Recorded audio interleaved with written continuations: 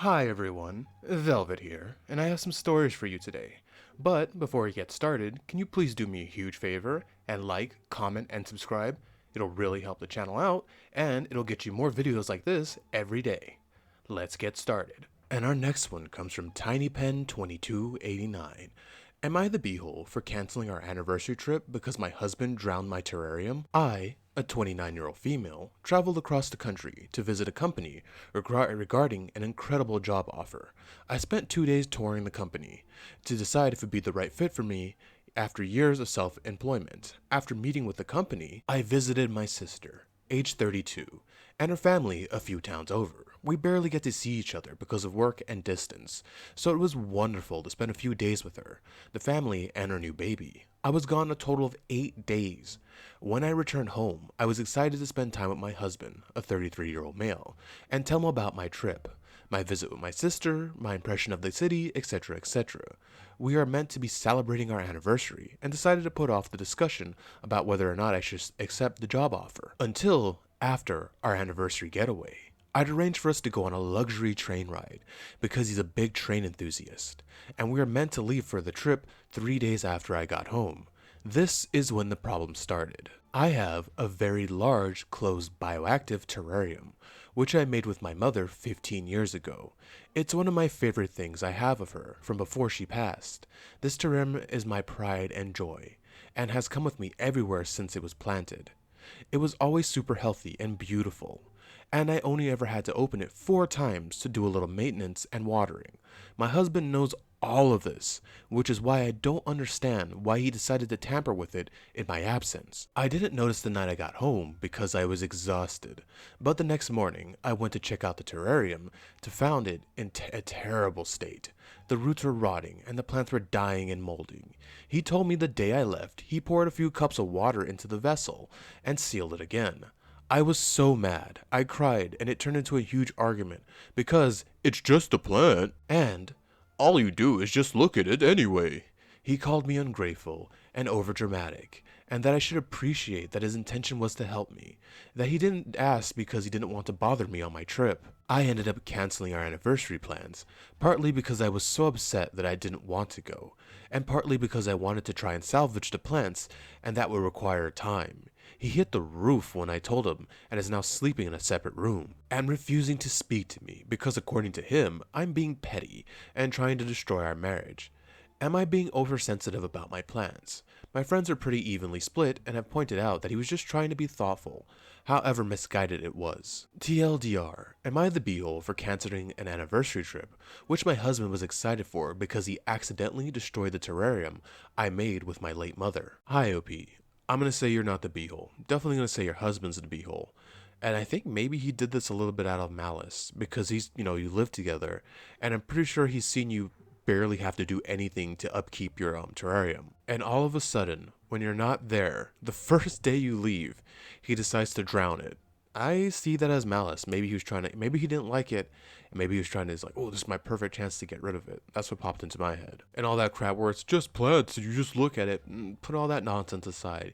He knows this is one of the things you did with your mother, one of the memories you have of your mother. That's why you've upkept it for so long. So he knows it has sentimental value to you, and he still went ahead and destroyed it. And even if he was doing this out of kind stupidity, I don't know. He should know better.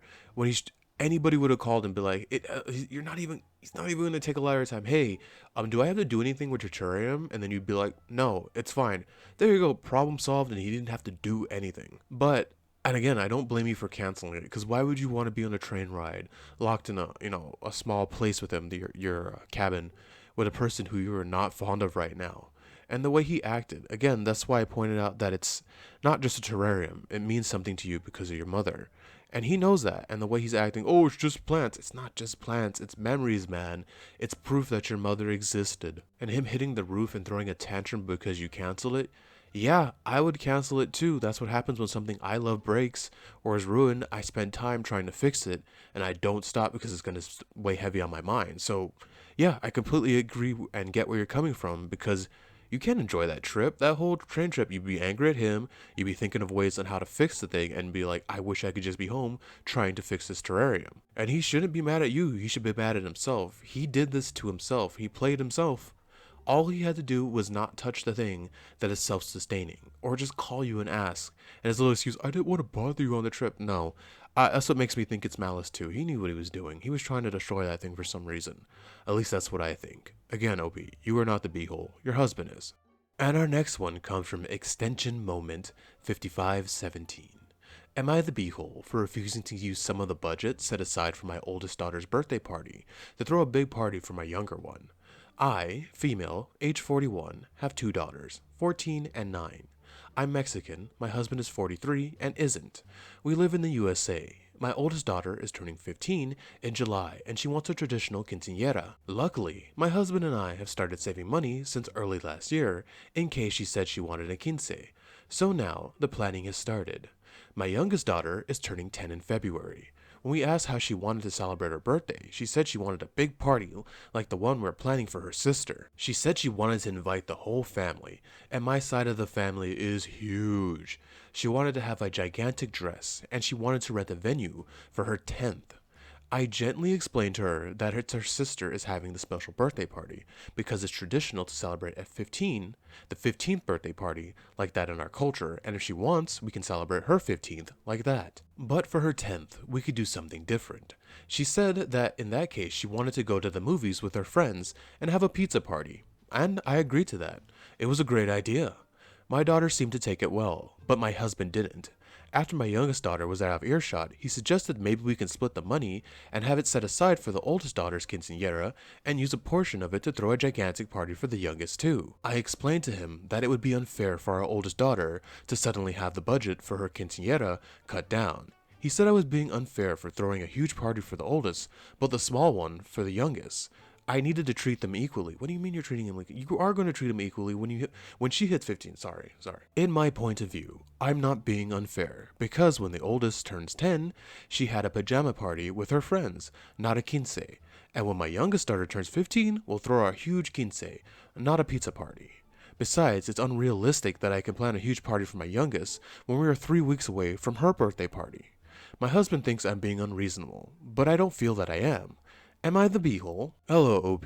You are not the beehole. And what I'm gonna say is probably a little mean, but your husband's an idiot. Like you pointed out, and I figured out when I was reading, your younger one's going to have her big giant quince when she's 15, so no one's being treated unfair or unequally. It's the same for both girls. Small party when they're 10, big party when they're 15. It's not going to be fair to your oldest, so do not do what your husband's saying and splitting the money and all that. That will not be fair to your oldest, because the little one's going to have 2 big parties. How's that fair while the big one doesn't have one? OP, do not listen to your husband. You are right in this situation. He is wrong. You throw your daughter her quince, and then when your other one hits 15, she gets her party. That's fair. Oh man, I've forgotten the story when you explained to your youngest. She took it well. She took it more like an adult than your husband. Just pointing that out. Not the beehole. And our next one comes from Conflict Active 222. Am I the beehole for coming to dinner basically topless? I've dreaded posting for a while because I'm afraid I might be the beehole. But I just got to know, so here it goes. My parents-in-law and my brother-in-law came to visit and stay for a month with my husband, a 27-year-old male, and I, a 28-year-old female, after I had my baby. For context, if it makes any difference, I'm German, my husband's family are Italian. The baby was 3 months old at the time I was breastfeeding her. Usually, I'd just nurse on the couch in the living room, but because company was staying, I'd go to my bedroom. After I'd nursed her, she'd fall asleep and take a nap, and then I'd have some free time. Since the family was visiting, I tried to plan our naps around our mealtime to spend time with the family uninterrupted.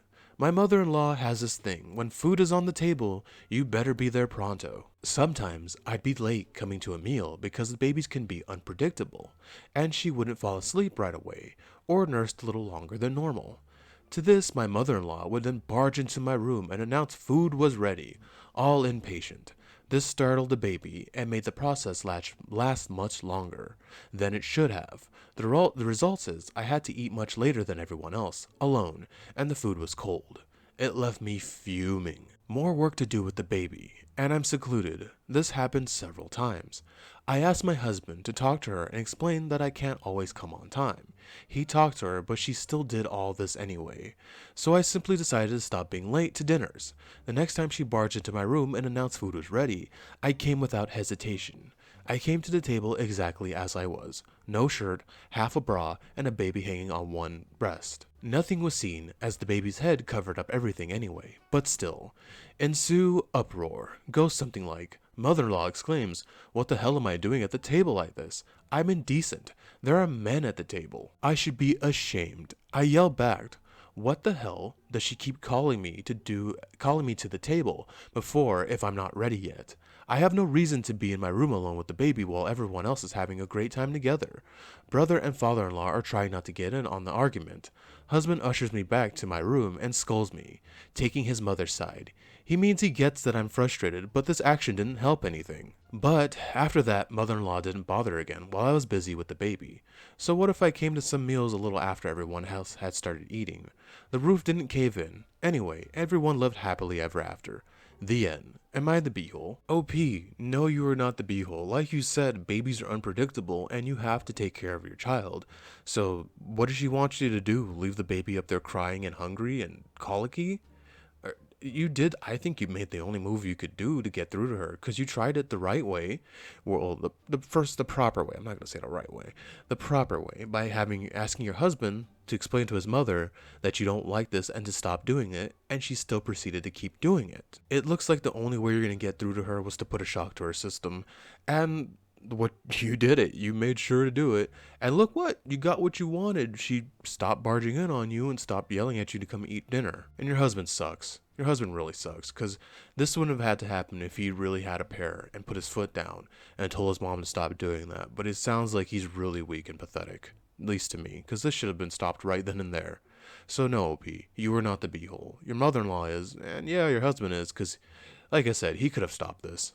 And our final one comes from Lowtop9726.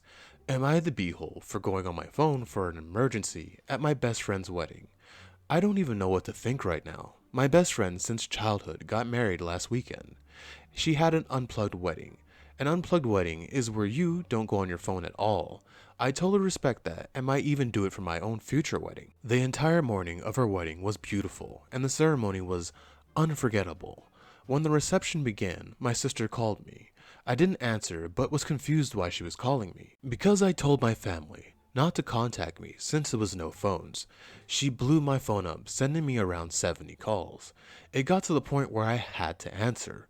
My best friend is usually understanding, so I thought she'd be okay with this. My sister told me my mom was in an accident. She's okay, by the way, only a concussion. Someone saw me on the phone and told my best friend, wow, what a rat. I went to find my best friend and tell her I had to leave, and she yelled at me for being on my phone. I explained the situation to her, and she told me that wasn't an excuse. Your mom was in an accident and is concussed. That's not an excuse. And I could have waited until after the wedding. I left immediately, not because of her stupidity, but because I also had to go to the hospital. She texted me and cussed me out, telling me that it wasn't hard to not be on my phone. Oh my god, what a GDB. A few of our friends and her husband called me, oh, he's a jackass too. My family is saying I'm not the a-hole, but I can't help but feel bad. I also didn't think this is worth losing a lifelong friendship. She's like a sister to me. Also, for context, I was not a bridesmaid. She didn't have any bridesmaids. Edit. Quick edit just to clear a few things up, because if I see one more comment saying I should have went some more secret, I might lose it. I went to the parking lot. I tried the bathroom, but a few people were in there. The parking lot was empty. Also, this is not the first time my best friend has been shitey. There have been other situations where she was the a-hole, like when I couldn't hang out because my sister was having a baby and she wanted me there. She isn't very considerate when it comes to medical issues, if you couldn't tell. Her honeymoon ends on Sunday, so I'll message her then. I'll definitely be removing the best part and friend from now on. OP. You are and are not the beehole. I'm saying you're not the beehole for, answering your phone when if someone's calling me 70 times, yeah, I'm assuming someone's dead. Especially when they know I'm at a place where I can't answer my phone. And your friend's a braying Jack A word, because you told her, hey, my mom was in an accident. I need to go to the hospital because my mother is in an accident. And your friend is telling you, oh, you shouldn't have been on your phone because it's her wedding. Who cares about your stupid wedding when someone's life could be in the balance? Luckily, your mom was okay. OP, that is not your friend. You need to ditch her. Don't even try to like ease out of it and like, oh, I'll message her. No, no, no, no. Done. End it right there. She's an idiot. And that's why I'm saying you're kind of the beehole, because you're trying to salvage this friendship. Like I said, this isn't a friendship. She's treated you badly before and you still hung out with her. OP, you sound like a pushover. Drop this woman. There's no benefit to having her around you if she can't comprehend things like my loved one was in an accident and could be fighting for their lives in a hospital right now. And her idiot husband, because this idiot chose to marry another idiot, is over her cussing you out when you're at the hospital trying to deal with your mother. OP, that is not your friend. Do not hang out with it anymore. You are and are not the beehole. Thank you so much for staying with me to the end of this video. Can you please do what I said in the beginning and like, comment, and subscribe? It will really help the channel out, and it'll get you more videos like this every day. Velvet out.